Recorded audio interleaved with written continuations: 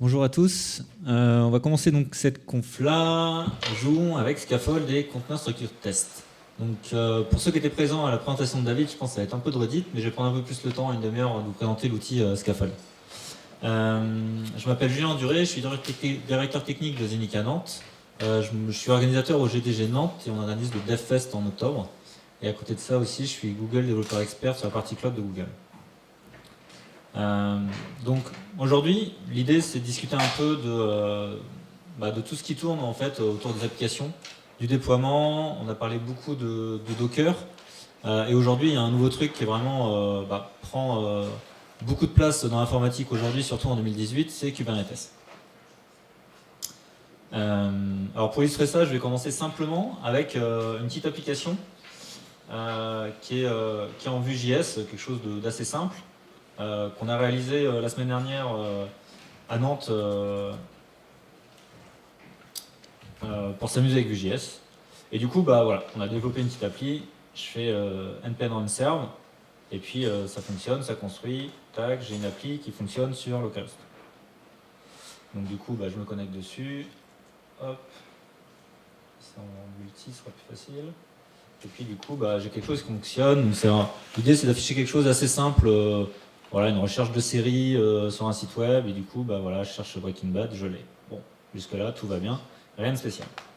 L'idée derrière, c'est qu'on appli, je veux rapidement quand même qu'elle se déploie, qu'elle soit disponible en prod, et puis du coup, je vais discuter du coup avec les gens côté Ops ou autre, et puis ils me disent, aujourd'hui, déjà, première étape, il faut dockeriser ton application absolument. Bon, ok, soit. Donc, dockeriser son application, je vais commencer à créer un Dockerfile. Donc je vais partir, donc on l'a vu, l'idée c'est vraiment d'utiliser des multi-stage builds aujourd'hui. Donc on va partir d'une image de base. Alors là c'est une image qu'on a à Zenica, c'est en gros une node classique, mais qui a en plus des petites choses comme un Git dedans, parce que des fois dans le package JSON on peut passer directement pointer sur un repo Git pour les dépendances front. Et du coup je nomme build. Bonne pratique très importante, c'est bien copier la première partie, c'est-à-dire les dépendances, enfin le fichier qui sert à décrire les dépendances pour après demander à télécharger les dépendances en premier, pour ensuite copier les sources. Et une fois que j'ai les sources, je fais vraiment un build. Et une fois que j'ai le build, je mets tout ça dans autre chose, donc par exemple Nginx. Du coup, depuis l'élément build que j'ai construit, je vais mettre dist dans le répertoire que j'attends avec Nginx. Ok. Donc, pour résumer, on prend une image de base Knode, on met le package JSON, on récupère les dépendances, on ajoute notre code, on lance le build, tout ça, hop, on le récupère et on le met dans Nginx qui est disponible. Donc j'arrête mon petit serveur et du coup je vais builder quelque chose qu'on va appeler Zenica Bootcamp.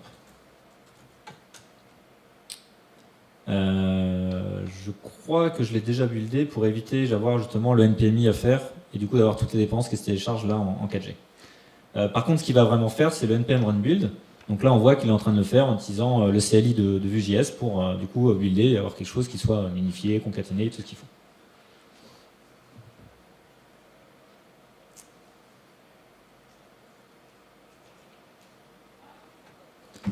Voilà, il l'a fait. Et le dernier élément qu'il fait, c'est récupérer du coup le Nginx et puis l'ajouter dedans. Et voilà, ça fonctionne. Donc maintenant, si je fais un Docker run de mon magnifique image Zenica Bootcamp, je vais avoir un conteneur du coup qui va tourner de la même manière sur le port 8080. Voilà, et j'ai le même comportement. Bon, c'est plutôt bien. Là, je suis plutôt content. J'ai quelque chose du coup qui est conteneurisé. Donc là, dans ma boîte, on me dit la première étape, si on imagine un peu le chemin, comme l'indique au niveau de la SNCF, là, le trail map, pour arriver à quelque chose qui est cloud native, la première étape, c'est conteneuriser les applications. Donc là, j'ai fait la première étape. L'étape suivante, après derrière, c'est de faire tout ce qui est CI/CD. Bon, là, je ne vais pas forcément m'embêter, mais je vais passer à la troisième étape, qui est l'aspect plutôt orchestration. Donc on me dit, aujourd'hui, c'est bien d'avoir un conteneur, mais par contre, en prod, nous, on fait tourner ça dans Kubernetes. Ok, bon, Kubernetes. Donc je vais regarder rapidement comment je peux ajouter ce qu'il faut et déclarer ce qu'il faut en service pour Kubernetes. Donc pour ça, j'ai créé du coup un élément qui est un déploiement. Donc un déploiement, en gros, je vais lui donner un certain nombre d'infos, donc un nom. Je vais lui indiquer un nombre de réplicas, je vais en mettre 2, parce qu'on m'a dit que souvent en prod, il y en avait 2. Bon, je me suis dit, je vais peut-être tester en local comme ça le comportement que j'ai en production. Et puis je me base sur mon image Zenica Bootcamp. Voilà, et j'indique du coup le port exposé par mon conteneur. Donc une fois que j'ai ça, donc ouais, juste pour info, là j'utilise Docker for Mac et j'ai activé du coup en Edge et j'ai activé le Kubernetes dessus, donc j'ai Kubernetes en local avec Docker for Mac. Donc si je récupère des éléments, bah, j'ai rien. Et puis si j'applique mon fichier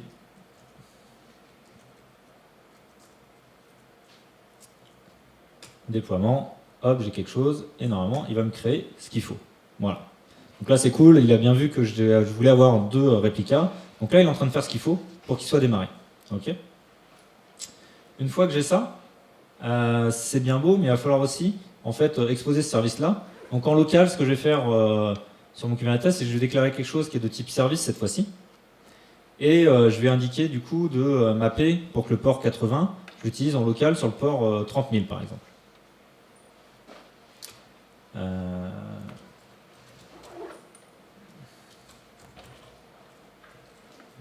Ça va être la même chose, c'est que ça va être service.yaml.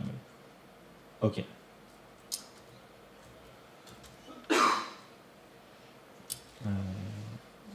Donc si je regarde les services, donc j'ai bien 2 services maintenant. J'ai le côté Kubernetes, donc c'est Kubernetes qui tourne, et j'ai un Nginx service qui est disponible. Donc il me dit sur le port 30 000.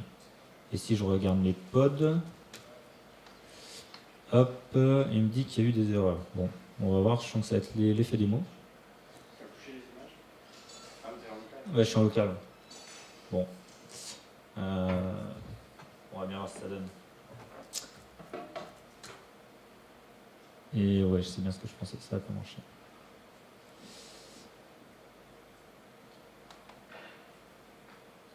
J'ai une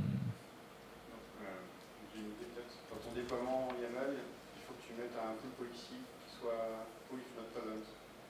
Tu es en train d'essayer de pouler l'image alors qu'il est en local. Ah ouais. Mais... T'as pas besoin de faire avec Scaffold. Ouais, c'est peut-être pour ça en fait. Mais pourtant je l'ai essayé en local, mais bon. On va avancer, c'est pas grave, parce que l'heure tourne quand même, ça fait déjà 11 minutes. Mais donc dans l'idée, voilà, j'ai un truc très simple, ça me permet d'avoir quelque chose qui tourne. Donc on a vu, il y avait un certain nombre d'étapes à effectuer. Et l'idée, c'est de voir justement comment on peut simplifier ça avec Scaffold. Parce que dans l'idée, je ne veux pas à chaque fois devoir faire manuellement, regarder ce qu'il y a. Dans l'exemple là, on a vu justement qu'il manquait un paramètre dans mon déploiement pour que ça fonctionne. Et du coup, si j'ajoute ce paramètre-là, je ne le connais pas trop, je fais un copier-coller d'Internet ou de la doc de Kubernetes, il faut que je refasse le apply, il faut que je regarde ce que ça donne. Donc à chaque fois, c'est quand même itératif, mais c'est assez long, quoi. À chaque fois, j'ai des commandes à lancer, etc. Donc l'idée de Scaffold, c'est un peu de regarder un peu, vraiment l'idée, c'est d'avoir quelque chose qui soit vraiment cool dans la développeur expérience, donc vraiment d'améliorer cette expérience-là quand on est en fait avec du Kubernetes pour gérer ces aspects-là de rechargement. Juste un exemple rapide. Dernièrement, on s'est amusé pas mal à mettre du Traefik, qui est un autre projet qui permet d'avoir notamment directement des certificats HTTPS ou autres pour du Kubernetes. Et en fait, ça, c'est la conf en YAML qu'il faut pour que ça fonctionne. Et en fait, avant de l'avoir exactement comme on voulait aux petits oignons, avec le stockage, la récupération de tout ce qu'il fallait, il a fallu du temps quand même. Hein. Le YAML, c'est pas non plus hyper naturel, et entre ce qui est écrit dans la doc, la version de l'outil, etc., on peut mettre un certain temps à bien comprendre tous les mécanismes mis en place. Donc l'idée, c'était de voir, en fait, moi, ce qui m'intéressait, c'était de voir s'il n'y a pas un outil qui permettait de automatiquement regarder ce que je fais et automatiquement essayer de le redéployer. Okay, et c'est là où Scaffold m'a attiré. Autre point important aussi, il fonctionnait directement avec le Kubernetes qui est fourni avec Docker for Mac. Et ça aussi, c'est quelque chose qui m'intéressait. Donc là, ce qu'on va regarder du coup, c'est que j'ai ajouté un fichier, Scaffold YAML, pour indiquer que mon image à regarder, c'est Zenica Bootcamp, que ce qui doit watcher, c'est le workspace courant, donc c'est point, et puis que les fichiers pour déployer en utilisant kubectl, les fichiers à watcher, c'était tout ce qui était dans case étoile.yaml. Okay. Donc une fois que j'ai ça, je vais pouvoir taper Scaffold dev. Et là, de la même manière, lui, il va me reconstruire mon script Alors là, il me reconstruit, ouais, pour expliquer pourquoi, parce que j'ai d'autres fichiers, il faudrait que je change un petit peu l'organisation de mon projet, pour vraiment faire en sorte que mon build Vue.js ne rebuild pas si je change des fichiers Kubernetes. Mais c'était aussi un choix de vous montrer certaines choses.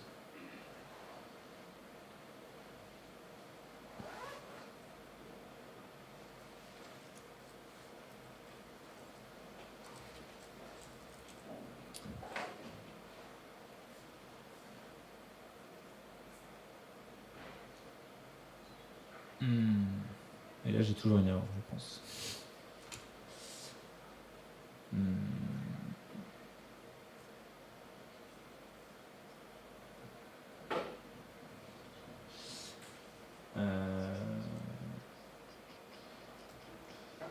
Bon, c'est pas grave. Je vais juste continuer à montrer l'idée. Donc là, on a Scaffold qui écoute mon répertoire. Donc si je change par exemple l'endroit où j'expose mes services, je mets peut-être 30 005 en port en local, et bien automatiquement,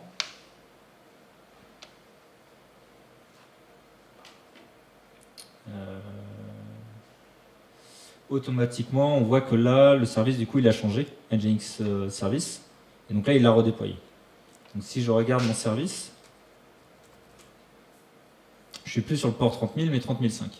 Donc là, c'est quelque chose qui commence à m'intéresser, c'est que directement dans mon éditeur ou en lisant de la doc, etc., je peux essayer de voir un petit peu, ou avec quelqu'un, je sais pas, dédié à la prod, je peux commencer à jouer un petit peu directement en local et essayer de refléter et d'avoir la conf qui correspond directement rechargée dans Kubernetes.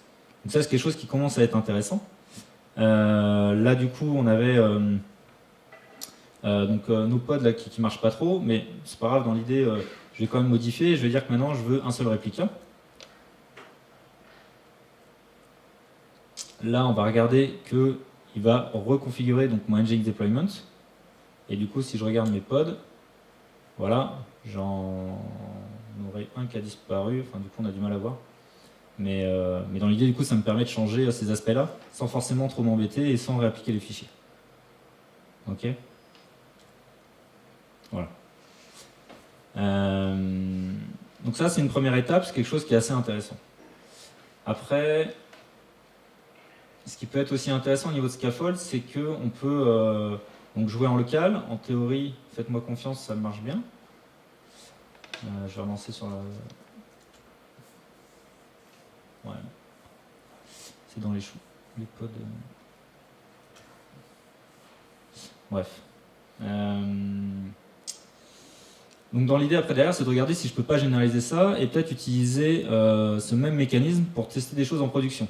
On l'a vu par exemple quand je suis en train de plugger quelque chose qui gère par exemple les certificats HTTPS pour mon cluster Kubernetes, bah, ce genre de choses en local ça fait pas trop sens. Okay, par contre c'est beaucoup de configuration pour ma prod en fait, ou ma pré-prod, ou ce genre de choses. Alors, on va peut-être pas tester Scaffold directement en prod, mais n'empêche que ça permet vraiment de jouer avec un cluster en tout cas qui est disponible, qui a le reflet en fait de notre production.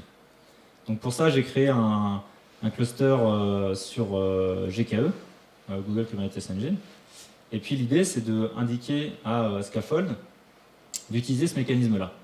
Alors, première étape qui est importante, c'est de modifier un peu la façon dont je gère mes images. Là, aujourd'hui, j'ai une image qui était locale. Et du coup, maintenant, il va falloir que je change ça pour utiliser une registry donc de mon projet.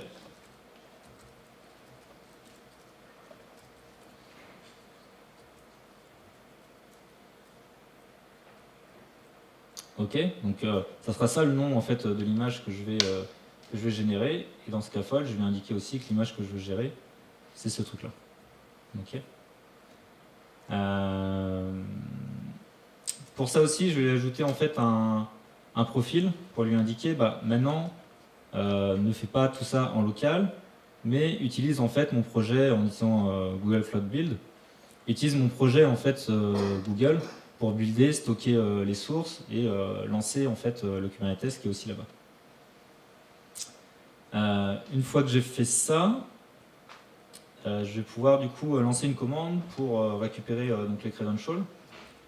et ne plus me connecter avec la commande kubectl en local, mais me connecter à mon projet scaffold with Vue.js. OK.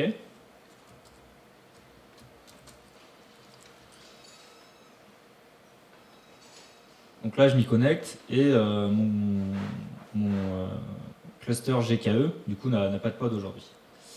Donc je vais couper scaffold ici et je le relance. Donc là, ce qui est intéressant de voir, c'est qu'il va refaire exactement la même idée, sauf qu'il va le faire à distance. OK. Il va ajouter ce qu'il faut, et du coup, je vais ouvrir une page à la limite sur ma console GeoCode en attendant.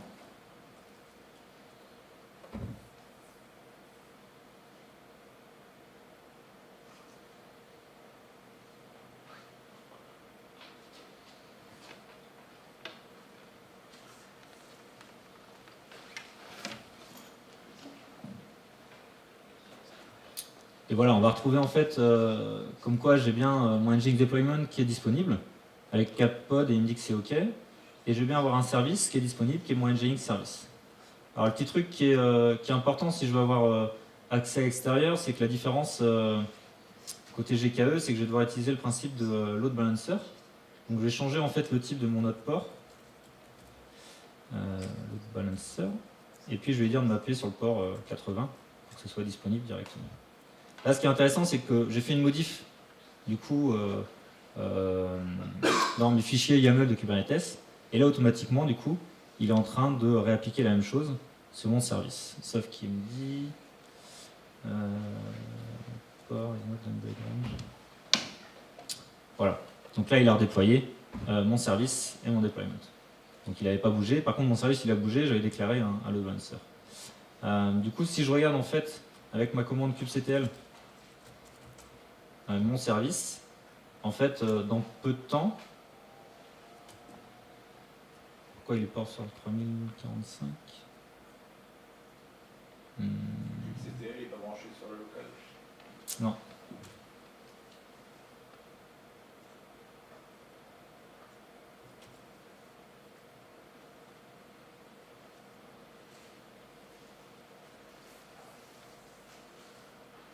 Il me dit que j'ai une mode port. Pourquoi il me dit que j'ai une mode port?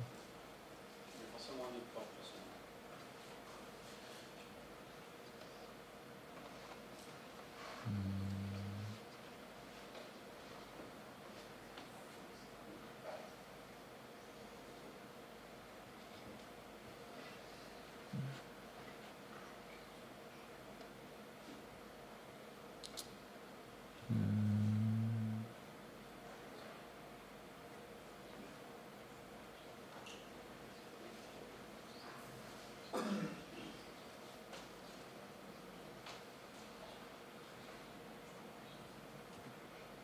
Voilà, c'est le temps en fait que ça arrive.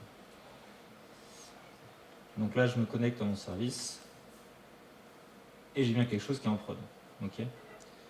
Donc tout à l'heure en local, je n'ai pas pu faire la démo, mais évidemment, si je vais changer quelque chose dans mon appli en Vue.js et que j'indique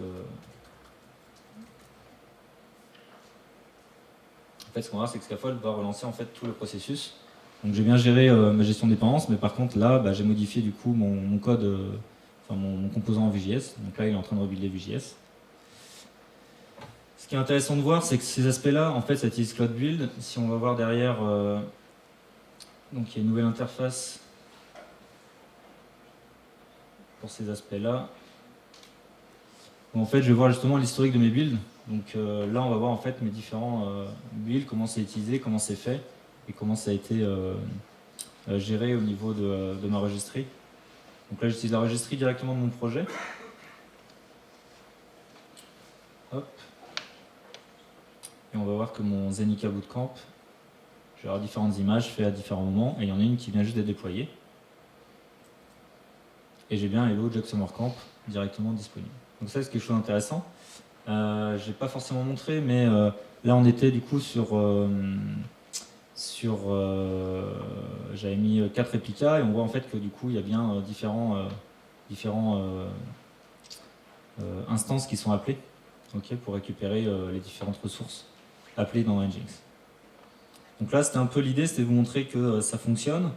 De la même manière, donc changer forcément son code source, on l'a vu que si c'est le monde Java, si c'est le monde Vue.js ou le monde un peu n'importe quoi, on peut avoir des processus de compilation qui peuvent être plus ou moins longs. Par contre, moi, ce que je trouve très intéressant, c'est de pouvoir quand même jouer avec finalement mon Dockerfile. Donc, mon Dockerfile, si derrière, je veux plus utiliser une 1.14 Alpine, parce qu'aujourd'hui, il y a une 1.15 qui est sortie, ok, juste en faisant ma sauvegarde, je vais avoir Scaffold en fait, qui va gérer tout cet aspect-là, de refaire en fait ce qu'il faut dans mon build et le redéployer. Donc, je vais pouvoir directement sans forcément taper une seule commande, jouer avec mon Dockerfile, ajouter un certain nombre de choses et directement avoir le reflet de ces changements-là de disponible.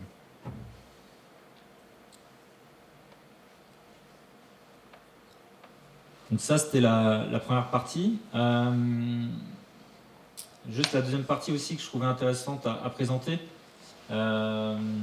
c'était ces deux outils-là, donc ça aide bien la dev experience pour pouvoir lancer pas mal de choses.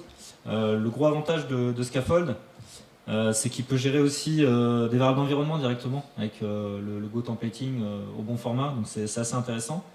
Il peut gérer plusieurs répertoires, donc on peut vraiment avoir une archi back, front, surtout que maintenant il y a des gens qui sont en mode un peu en mode microservice ou monorepo, où on a à la fois du back, du front dans le même repo, parce que quand on crée des branches c'est pratique. Voilà, du coup on peut tout déployer d'un seul coup. Par contre, ce qui est dommage au niveau Scaffold, c'est qu'il y a pas vraiment de hook clair sur, par exemple, si je veux lancer une autre commande ou je sais pas, faire autre chose. Aujourd'hui, il n'y a rien qui décrit vraiment ça. Et puis l'inconvénient quand même de builder dans le cloud comme ça, c'est qu'on n'a pas forcément une gestion de cache aussi fine que ce qu'on peut avoir sur notre poste. On n'est pas sûr au niveau des couches Docker et de la gestion des dépendances, on n'est pas sûr d'avoir exactement le même niveau de cache, parce qu'on ne sait pas vraiment où ça va se builder. Mais c'est vrai aussi sur plein d'autres systèmes. Si on est sur SQL CI, sur d'autres systèmes, on n'est pas sûr exactement d'avoir le même démon Docker qui a le même cache. Donc du coup, ça prend quand même du temps. Voilà. Donc l'autre notion qui est intéressante, c'est aussi de se dire, voilà, on fait des images et on doit aller dedans pour checker ce qu'il y a. Okay, et ça, c'est quelque chose aussi qui est assez horrible. Donc, il y a un autre outil que je voulais présenter. C'était la notion de test de conteneur. Donc, en fait, c'est un outil qui est disponible aussi dans la suite des Google Container Tools. Ok. C'est Container Structure Test. L'idée, c'est quoi? C'est de pouvoir tester les images que l'on a, sans forcément d'ailleurs devoir les lancer d'un point de vue conteneur. Donc je vais arrêter Scaffold. Hop. Donc la première chose que je vais faire par exemple sur mon image, c'est que je vais lui dire de tester, par exemple de vérifier la version d'Alpine que j'ai sur mon Nginx. Okay, donc je sais que c'est une 3.7.1, mais si quelqu'un rebuild plus tard, peut-être que ça sera une autre version. Donc peut-être qu'il faut que je sois au courant, que je regarde. Okay, ou peut-être qu'il faut que je le fixe, ou voilà, un certain nombre de choses à faire. Donc je vais pouvoir lancer une commande. Donc en gros, conteneur structure test, on donne l'image qu'on utilise. Derrière, on va indiquer le fichier pour lancer les tests. Okay, et il va faire un certain nombre de tests. Donc là, j'ai un test et il me dit c'est bon. Du coup, en sortie standard, c'est bien 3.7.1. Donc ça m'évite vraiment de faire un Docker Run -it de Zenica Bootcamp pour afficher la release de l'Alpine pour être sûr que c'est la bonne version. Okay, et donc ça, on peut imaginer en CI, du coup, l'automatiser et du coup avoir un certain nombre de tests comme ça qui sont disponibles. Autre point intéressant, c'est qu'on peut tester l'existence de fichiers. Donc il y a un truc tout simple que j'ai fait, c'est je vais vérifier qu'on est bien dans un Nginx, qu'il y a bien le fichier de conf. Je vais vérifier que j'ai bien une favicon qui est bien installée au bon endroit, donc à la racine. Et puis j'ai testé un truc, c'est de se dire, je vais essayer de vérifier s'il y a des fichiers JS dans JS. Alors évidemment avec Vue.js et la minification, on a tout le temps un H qui se substitue. Et donc quand je lance le test, hop, je vais avoir un problème parce que là j'ai une étoile. Donc ça c'est un petit truc qui est un peu gênant, c'est qu'on ne peut pas tester vraiment ce qu'on veut. C'est pas évident de tester des regex ou autre. Donc si je recommence là juste au niveau de mes fichiers, je vais bien avoir l'existence de mes fichiers. Donc j'ai bien le Nginx qui est présent et une favicon qui est présente. Après par exemple, vu que c'est du build, je vais tester par exemple le contenu d'un fichier. et je veux que dans mon index.html, j'ai bien favicon.ico. Par contre, quand je regarde dans Vue.js, au départ, mon fichier HTML, ça se trouve, j'ai peut-être des trucs liés à localhost qui sont remplacés par Webpack ou je sais pas trop quoi, mais je vais être sûr en tout cas que le fichier en prod, il n'y ait aucune trace de localhost. Ok. Donc ça aussi, je peux le faire à ce niveau-là. Et du coup, lancer le test pour vérifier ces éléments-là. Ok. Donc là, tout va bien. Dernier point aussi qu'on peut tester, c'est l'existence de métadata. Donc on peut vérifier les variables d'environnement. Donc là, par exemple, dans l'image Nginx, il y a une variable d'environnement qui est sa version, les ports exposés. Je peux regarder la commande utilisée et puis la working directory. Donc ça, c'est un certain nombre de choses aussi qui sont assez importantes quand on construit des images Docker. Et là, qu'est-ce qu'il me dit? Ouais,